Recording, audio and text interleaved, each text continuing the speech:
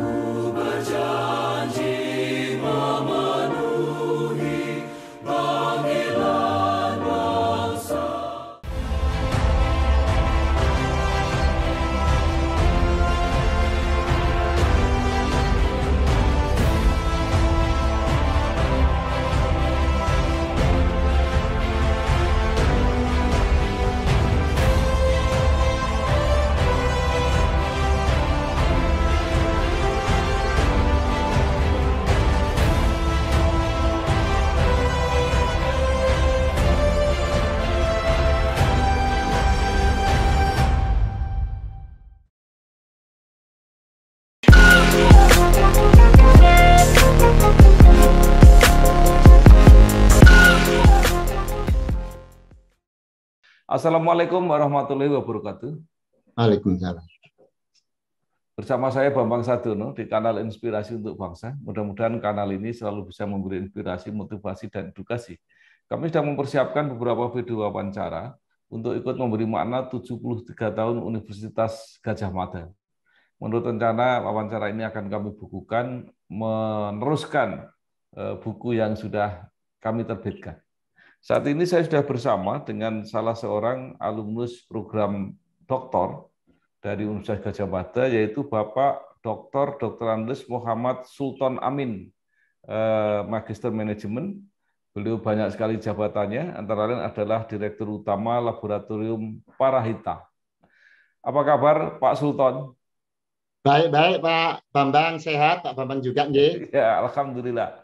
Pak Alhamdulillah. Sultan, mungkin bisa dimulai dengan cerita pengalaman dan kenangan Bapak ketika kuliah S3 di Universitas Gadjah Mada. Justru ketika Bapak sebenarnya sudah berhasil di dalam karir, baik sebagai pengusaha maupun pengelola sekolah, bahkan juga perguruan tinggi. Monggo Pak. Nggih. Matur nuwun sekali Pak Bambang atas waktu ini, Pak Bambang dan pemirsa yang dirahmati Allah. Saya bersyukur bisa menyelesaikan studi di doktoral UGM karena ada di angkatan kami ini masih ada 3 orang, 1 meninggal, 2 yang juga belum berhasil sampai hari ini, begitu kan, nggih. Jadi juga mungkin ada teman-teman yang lain yang masih belum selesai, kami doakan semoga secepatnya selesai. Nah, sebetulnya masuk UGM itu sudah kepingin sejak tahun 90-an, Pak. Tapi rupanya belum ada jalan, begitu kan. Sejak S2 itu saya kepingin di UGM. Tapi nyatanya S2-nya harus kesasar dulu ke MM UNER, begitu kan. Nah, baru S3-nya ini, karena sebetulnya sudah juga lama, karena kami itu sejak masih anak-anak, tahun ya 90-an itu anak-anak sudah mulai ada yang ada masalah sedikit. Kami dikenalkan sama seorang psikolog, sudah guru besar, sekarang sudah meninggal. Prof. Asip Hadi Pranata rahimahullah, nggih, dia itu sangat piawai melihat apa persoalan-persoalan anak-anak, meskipun beliau adalah seorang psikolog industri begitu kan, bukan psikolog klinis. Nah, dari sanalah kami diperkenalkan, apalagi ketika kami apa di perusahaan ini sudah memerlukan konsultan psikolog, dan di sekolah juga memerlukan konsultan psikolog gitu kan. Nah, ketika terakhir itu kami mendapat berita Pak Sultan inilah ada doktoral, kerennya tanda petik itu untuk kalangan eksekutif begitu kan. Wah, kami langsung tertarik begitu kan Pak. Sehingga memang kami kepingin doktoralnya itu di psikologi. Terus terang, saya kan menggeluti dunia SDM, melihat karyawan yang ratusan, apalagi di sekolah itu persoalan-persoalan anak-anak itu kan juga persoalan psikologis begitu kan. Guru itu kalau dia tidak tahu psikologi anak, susah bagaimana bisa dekat dengan anak-anak itu. Nyatanya yang ada itu adalah di KIK itu yang sekarang prodi KIK itu, Kepemimpinan Inovasi dan Kebijakan itu. Nah, ya sudahlah, disitulah saya akhirnya belajar.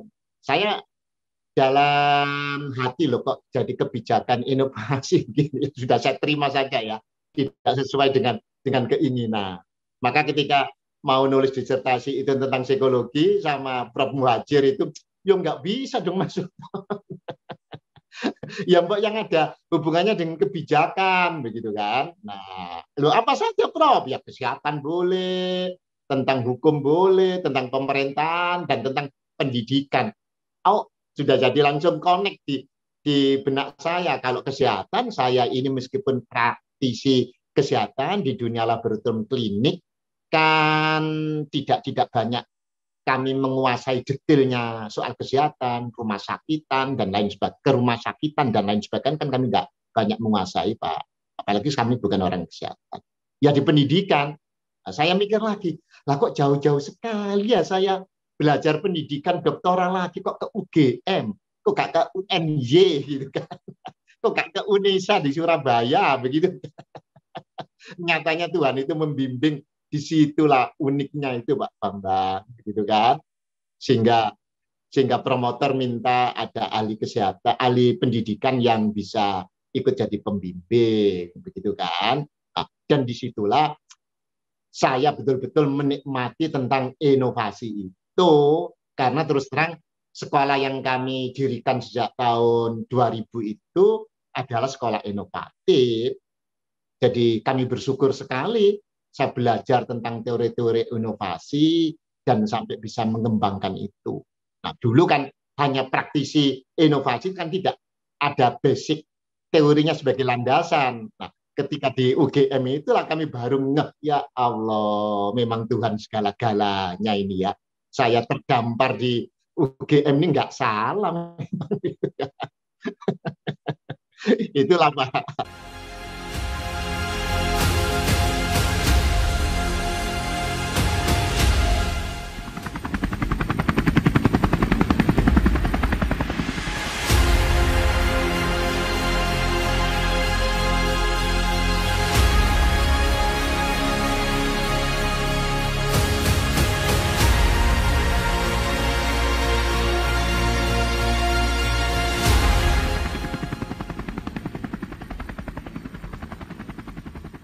Baik, baik. Nah, tapi sebelum nanti kita mendiskusikan mengenai masalah-masalah pendidikan, ini kan Bapak diantarkan perjalanannya ini kan karena melalui kegiatan bisnis justru, yaitu bisnis laboratorium medik yang kemudian terkenal dengan Parahita. Nah, mungkin Bapak bisa bercerita dulu. Ini sesuatu yang saya mengamati sepintas muskil ini bagi banyak orang, tapi Bapak bisa. Kami bersyukur lagi-lagi kebetulan. Saya ini kan aslinya seorang guru, Pak. Wong dari IKIP itu kan, aslinya seorang guru, terus ketemu jodoh seorang analis, gitu kan. Nah, analis nyonya itu memang dari keluarga pedagang kelontong, ayah ibu mertua itu pedagang kelontong. Sedangkan saya ini dari petani yang punya sawah 1 petak itu, Pak, yang hanya dimakan 1 tahun itu kan.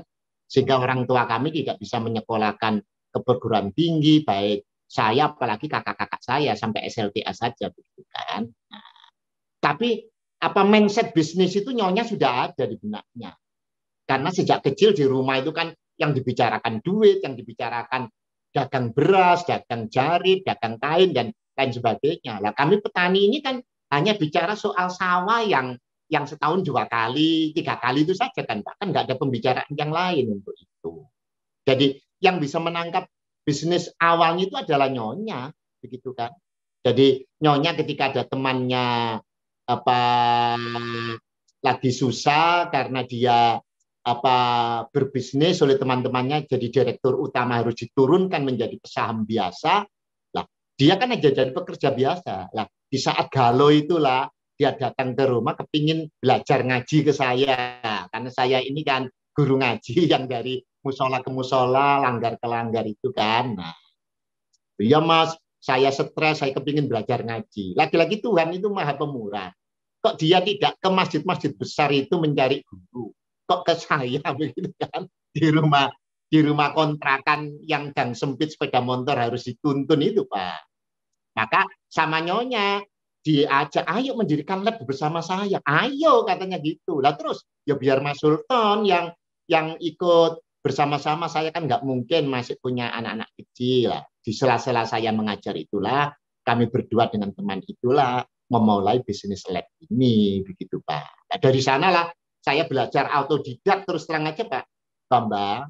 Terus terang kan saya sejak muda itu kan aktif di organisasi, suka membaca, jadi logika-logika berpikir saya itu sedikit agak tertata begitu.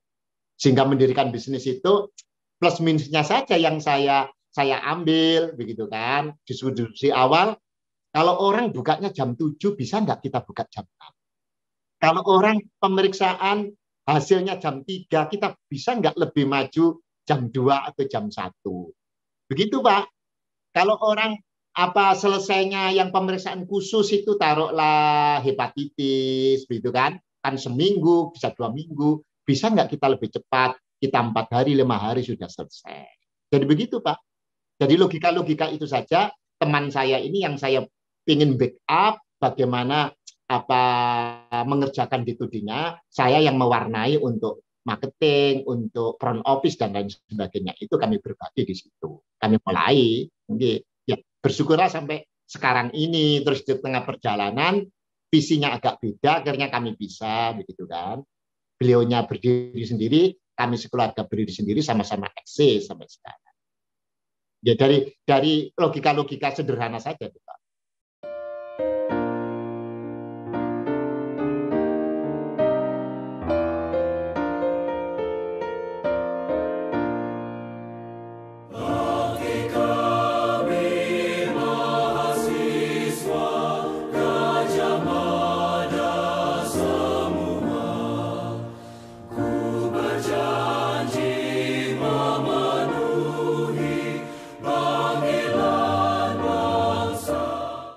Kalau tidak salah informasinya, sekarang sudah berkembang banyak sekali cabang-cabang Parahita.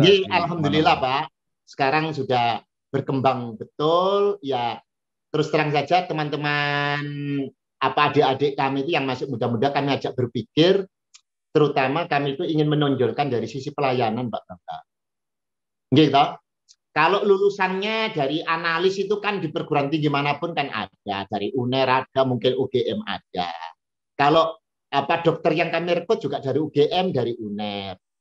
Reagen-reagennya, bahan-bahan mentahnya juga dari sama, perusahaan yang sama dari Jepang atau dari Jerman. Peralatan juga begitu. Nah, apa yang membedakan? Yang membedakan adalah pelayanan. Itulah yang kami genjot, Pak.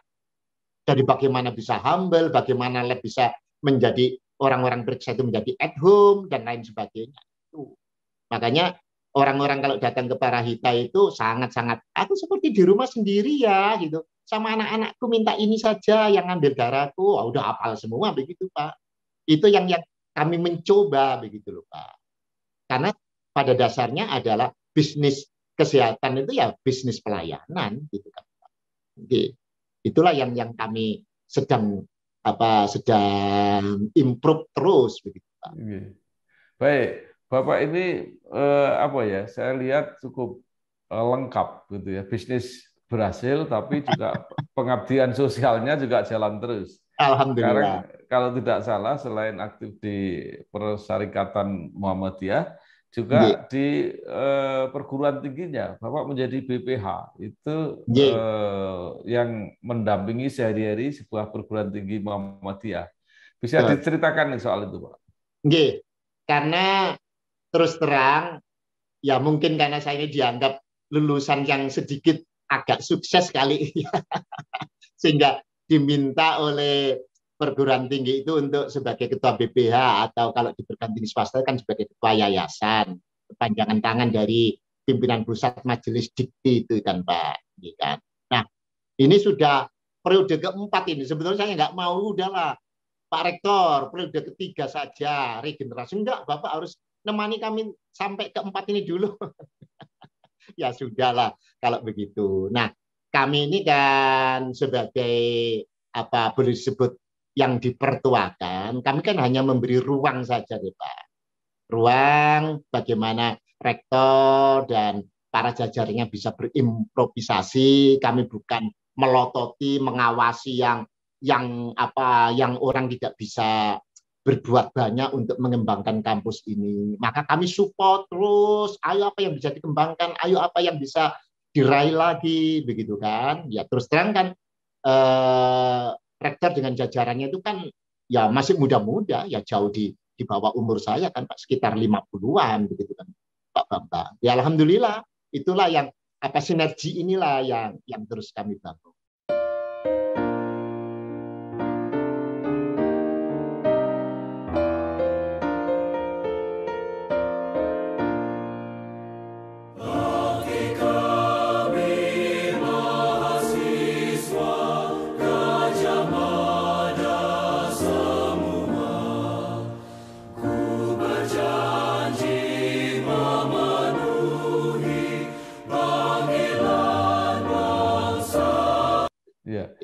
Dan beruntung jaringan pendidikan Muhammadiyah ini kan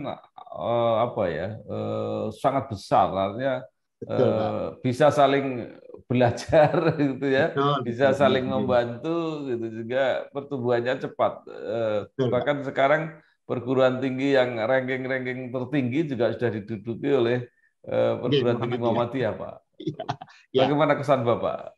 Ya, memang kita bersyukur lambat laun itu kan manajerialnya itu mulai tertata oleh pusat begitu kan Pak. Kalau perguruan swasta itu kan perguruan menengah sampai ke bawah itu kan diserahkan sama pimpinan pusat itu kan ke wilayah sampai ke daerah.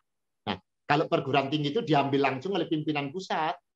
Sehingga karena dari sisi pengelolaan pengawasan kan lebih rumit begitu kan sehingga dikuasai pusat itulah lantas bisa dikembangkan bersama-sama. Raker-raker itu hampir tiap bulan kalau boleh dikatakan itu mesti terus dilakukan begitu, sehingga banyak belajar di antara para PTM ini. Dan tidak begitu saja diajak rame-rame ke luar negeri untuk kunjung sana ke sana kemari, tidak hanya sekedar berkunjung, bahkan berjam-jam menerima wawasan-wawasan baru seperti itu. Itu kan sangat mencerahkan nyatanya begitu kan, sehingga rektor-rektor yang masih muda-muda ini banyak terkesan dengan langkah-langkah majelis dikti pimpinan pusat Muhammadiyah itu Pak. Kan sekarang Bapak melihat yang besar-besar itu kan sudah mulai naik daun 10 besar di negeri ini bersama UGM, UI dan lain sebagainya itu loh Pak. Ya terus memang terus belajar. Bagi kami alma mater, ku berjanji setia, ku penuhi dharma bakti untuk Ibu Pertiwi di dalam persatuanmu jiwa Ya, saya baru saja wawancara dengan Rektor UM Bandung. Saya sudah Nggih, pernah wawancara dengan Rektor UMS nggih, Surakarta, dengan betul, Unimus Semarang, betul. gitu ya. Salah satu yang saya tangkap, selain persoalan-persoalan yang apa, kreativitas, kerjasama dan sebagainya itu, pendidikan Muhammadiyah ini kan satu cirinya itu bahwa mereka nggak ada konflik kepentingan karena semua itu milik persyarikatan, bukan bukan pengaruh orang per orang. Bagaimana, Pak? Betul, karena tadi itu apa perguruan tinggi Muhammadiyah Surabaya itu tidak merefer ke pimpinan daerah di Surabaya. Juga tidak apa apa istilahnya di bawah pimpinan wilayah Muhammadiyah Jawa Timur, tapi langsung ke pusat tadi itu. Tetapi orang-orang apa kota Surabaya, pimpinan Muhammadiyah Kota Surabaya ada satu yang menjadi wakil di BPH.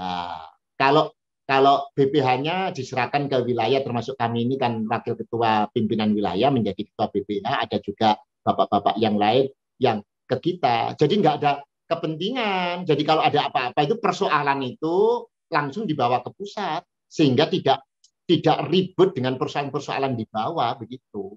Dan apalagi pemilihan rektor dan lain sebagainya itu langsung pusat, tapi bawah itu merekomendir begitu saja. Dan pusat pun tidak serta-merta yang suara terbanyak itu yang dipilih, tapi masih menurunkan tim ke bawah, ke universitasnya sendiri, melihat dari dekat dan dari jauh. Sehingga insya Allah lah Pak Bambang, karena tidak ada kepentingan itu, karena ini milik perserikatan, jadi ya relatif friksi itu ya kalau ada itu kecil sekali. Okay.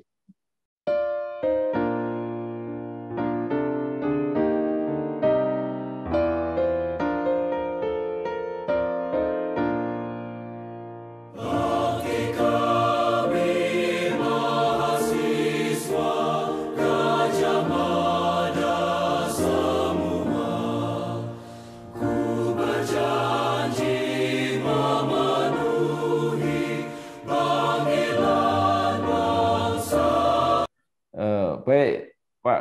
Kalau mungkin boleh cerita sedikit tentang apa kondisi UM Surabaya. Okay. Kami bersyukur Pak, sejak kami masuk dari ketua BPH itu hampir ya 15 tahun yang lalu. Ya. 20 tahun yang lalu, 2005 saya mulai, itu 2007. Nah, dulu masih proses persiapan mendirikan FK, Fakultas Kesehatan. Alhamdulillah, di perjalanan sekarang sudah tahun keempat, kan tidak salah itu perjalanan Fakultas Kedokteran. Sudah berdiri dan juga full booking semuanya, jadi tidak kurang dari yang sudah patok oleh pemerintah. Nah, sekarang sudah mempersiapkan diri untuk pendirian Fakultas Kesehatan Gigi, Fakultas Kedokteran Gigi. Nah, ini dalam proses. Jadi terus alhamdulillah bisa berkembang lah Pak. Ya kita kan terus berpikir bagaimana mana sih kaprodi itu yang mulai berkembang dan mulai diminati oleh masyarakat. Nah, sehingga sekarang ini kan sangat ketat nih Pak Bambang, pemerintah dalam rangka menilai akreditasi di perguruan tinggi itu. Nah, itulah yang kami perhatikan sepenuhnya begitu kan, dengan menyekolahkan yang luar biasa ini, maka UM Surabaya ya terus bisa merangkak untuk bisa naik pada akhir-akhir ini. Ya kan kami lihat memang baik rektor, wareknya, dekan-dekannya itu banyak orang-orang muda semua. Dan ini kami dorong, ayolah mendirikan S3 meskipun itu di Fakultas Tarbiyah Islam, Pendidikan Islam gitu kan. Masa sekarang sudah banyak yang sudah doktoral terus nggak punya fakultas untuk pasca yang S3-nya gitu kan. Ya biar yang calon-calon guru besar ini sudah bisa pengalaman mengajar maupun membimbing di S3-nya sendiri.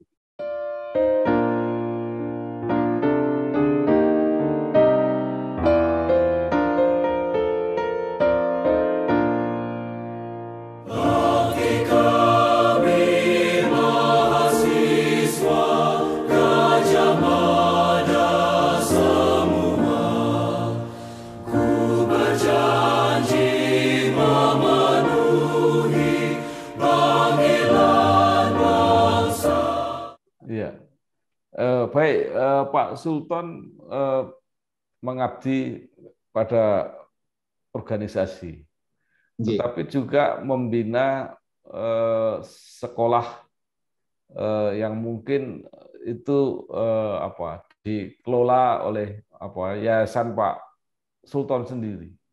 Nah, itu bisa diceritakan, Pak, gagasannya semula seperti apa? Itu gagasannya memang dari kami sekeluarga. Saya ini kan guru, Pak, guru SMP, guru SMA yang banyak di sekolah-sekolah Muhammadiyah. Nah, Nyonya itu kan orang eksakta yang tiap hari menemani anak-anak belajar. Dia tahu persis kondisi anak-anak kami yang masih kelas 5 SD, kelas 1 SMP, yang TK itu betapa beratnya bahan-bahan ajar yang tidak hanya diajarkan tapi dipompakan kepada anak didik kita.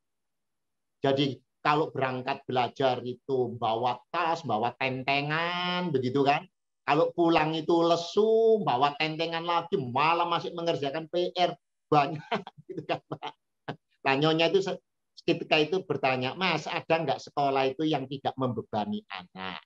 Sekolah itu menjadi rumah keduanya anak-anak. Sekolah itu menjadi anak-anak itu senang dan kerasan di sekolah, tidak stres. Saya pikir, mana ada sekolah yang begitu? Saya selama ini mengajar, ya anak-anak itu kalau mau ulangan, mau ujian, ya stres massal itu kan. Terus jadi itu Pak, tidak sadar massal itu kan, terus ngoceh-ngoceh begitu, itu kan anak stres itu, gitu kan. Bisa nggak Mas kita mendirikan sekolah begitu itu? Waduh, itu mulainya sejak tahun 90 itu Pak. Jadi baru bisa berdiri itu tahun 2000. Kami orang-orang muda di Surabaya, itu ada Mas Yoto yang dulu bupati, sebelum jadi bupati Bojonegoro itu yang sangat inovatif itu, ada Pak Mirdas, terus terakhir bergabung Muklas Samani itu yang terakhir ini menjadi rektor UNESA, Profesor Dr. Muklas Samani itu kami ajak bergabung. Ayolah Mas, karena Muklas itu ketika itu sudah doktor dan menjadi konsultan Dikmenum, Pak Bambang, Dikmenum Diknas Pusat.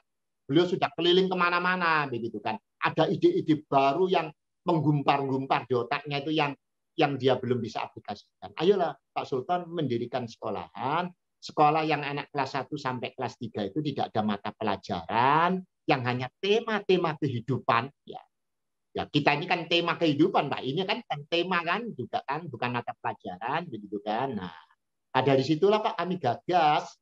Maka ya dengan sendirinya anak-anak diberi ruang bebas, tidak seragam, boleh sepatu dilepas ganti sandal, boleh pakai cekeran, ngajar bisa di dalam kelas, bisa di luar, bisa di pojok-pojok manapun. Wah, luar biasa Pak. Tapi hanya wali murid sedikit tanda petik yang agak rodok gila saja yang mau nyekolahkan di sekolah kami. Enggak kan? Nah, kalau ke rumah tidak ada PR, jadi kakak-kakaknya itu mesti irit. Enak adik, kami belajar adik nonton TV. Karena ya diselesaikan di sekolahan gitu kan Pak.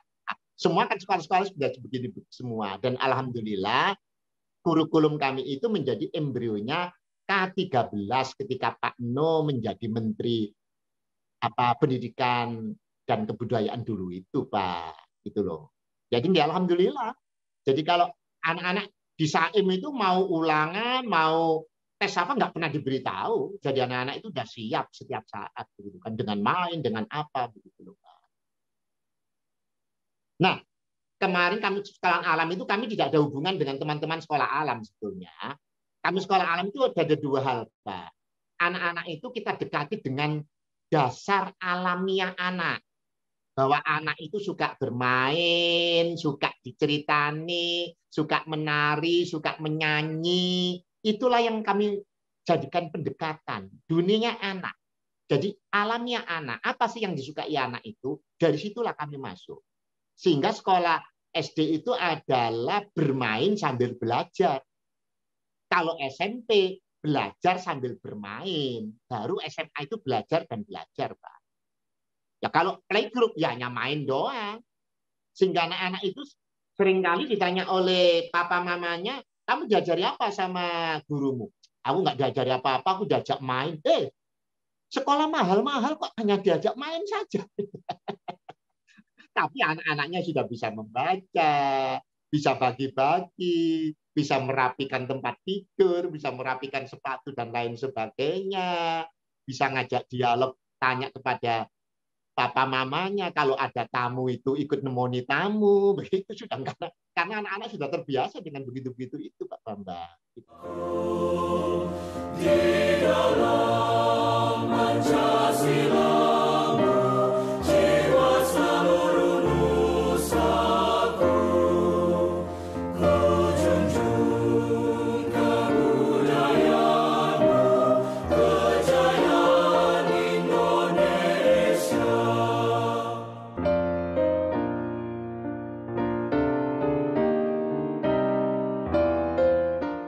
Pak Sultan, itu sudah tampak hasilnya. Ada alumni-alumninya yang ternyata lebih baik gitu.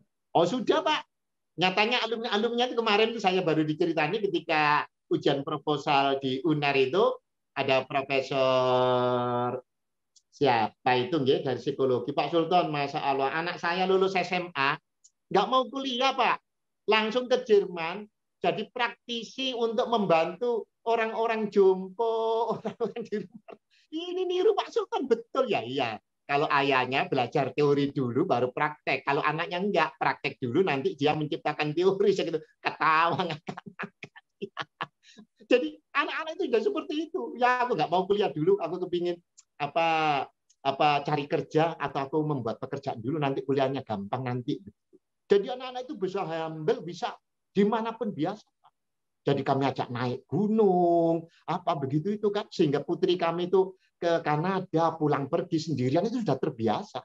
Wong latihannya sudah menaklukkan Gunung Semeru, masa naik pesawat aja dia nggak berani. Oh sudah berani, malah teman-teman saya itu kok bisanya Pak Sultan anak pergi ke luar negeri sendirian Jawa, sudah anaknya mau gimana lagi gitu kan. Jadi seperti itu, Pak. Jadi anak-anak itu ya kemandiriannya itu loh Pak Bambang, yang kita bisa bersyukur anak-anak itu dicoba begitu itu. Umpama camp, kami ajak ke sisi gunung, kami tempatkan di rumah-rumah penduduk selama 3 hari, Pak. Hidup seperti penduduk. Ibu-ibu, bapak-bapak, jangan dikasih makan makanan yang lebih seperti yang makan tiap hari Bapak Ibu. Wah sudah, Pak. Menikmati anak-anak di situ. Iya. Kalau sampai sekarang peminatnya seperti apa, Pak, yang mau masuk sekolah? Alhamdulillah peminatnya banyak sekali gitu kan, G. Jadi memang kami belum mengembangkan di tempat lain, Pak Bambang. Selama 20 tahun itu kami biar settle dulu, kami biar punya pijakan dulu gitu. Kami tidak seperti teman-teman yang lain, kalau ini berhasil 1-2 tahun mendirikan banyak, kami enggak. Agar ikut mewarnai gitu kan, sehingga di kurikulum K13 itu sedikit banyak kami kan ikut mewarnai. Total ya. Siswanya berapa, Pak? Siswanya dari mulai TK sampai SMA itu ada 1000-an, Pak. Sampai SMP atau sampai SMA? Sampai SMA. Sampai SMA. Ya, yang kadang-kadang itu wali murid itu anaknya sudah kerasan, tapi orang tuanya yang nggak kerasan. Masa sejak TK sampai SMA di sini terus, temanmu kan tetap saja. Padahal anaknya itu masih kerasan, Pak Bambang. Jadi ya, kasihan juga.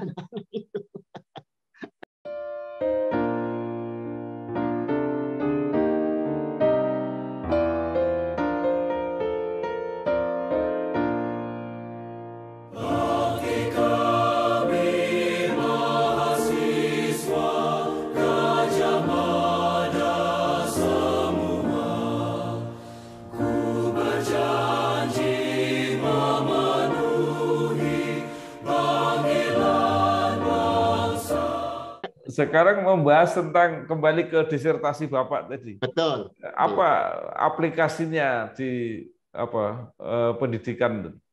Nggih, Pak Bambang, aplikasinya itu sekarang saya adalah berpikir inovatif. Kalau dulu saya hanya bergelut di perusahaan sama di sekolah. Jadi sekarang meskipun saya membimbing tesis atau menguji proposal itu, mbok kata-kata inovasi itu jadikanlah menjadi topik-topik Anda. Karena anak bangsa ini melihat inovasi itu masih jadi barang langka, Pak. Nggih kan?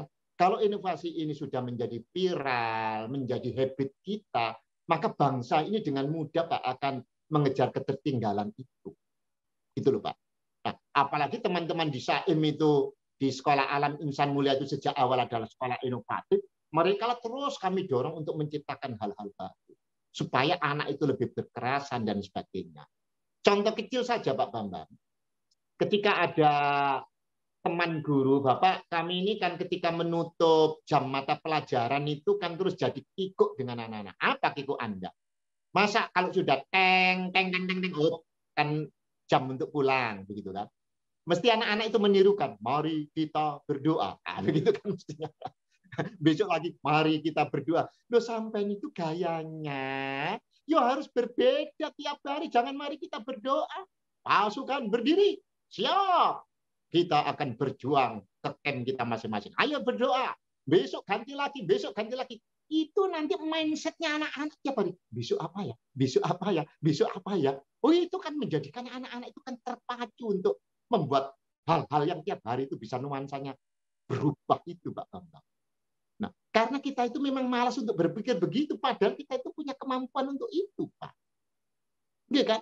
Yang namanya inovasi di sekolah itu tidak mahal. Dari hal yang sederhana bisa. Di lingkungan kita bisa. Itulah dari hasil penelitian kami. Ya memang teman-teman guru-guru kami ajak membantu saya mengadakan penelitian itu. Bapak lah kok di sekolah kok nggak di sekolahnya sendiri. Kalau sekolahnya sendiri nanti dianggap nggak adil gitu kan. Jadi kita meneliti sekolahnya orang saja. Meskipun masih di bawah kita tentang inovasi. Paling tidak kami sudah bisa memunculkan itu, begitu loh Pak. Jadi kalau mau membuat inovasi itu gampang sekali. Ide-ide baru, nuansa baru, citra baru, rasa baru itu adalah sudah inovasi paling tidak.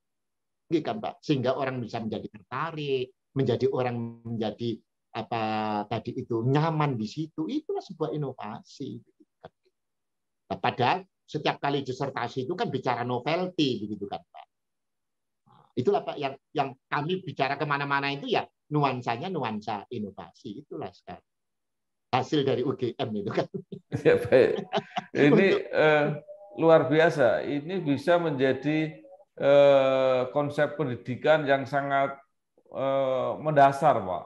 Betul, Pak. Jadi sekarang apa kritik Bapak terhadap dunia pendidikan pada umumnya saat ini? Iya, sangat monoton dan baku. Sehingga anak-anak itu kan tidak kerasan kalau belajarannya di kelas saja. Anak-anak tidak diberi ruang yang bebas. Padahal anak-anak kita itu kan pinter-pinter kan, Pak. Itu loh, Pak. Jadi anak-anak ini berilah anak-anak itu untuk menentukan dirinya sendiri. Ngapain sekolahan membuat aturan tiap kelas itu? Anak-anak disuruh membuat aturannya sendiri, suruh matu-matui sendiri. Wah, anak-anak kita itu hebat-hebat, Pak. Sehingga tidak terkungkung dengan pola-pola berpikir gurunya yang lama itu. Dunia ini sekarang bebas dan meloncat loh, Pak Bapak. Enggak kan?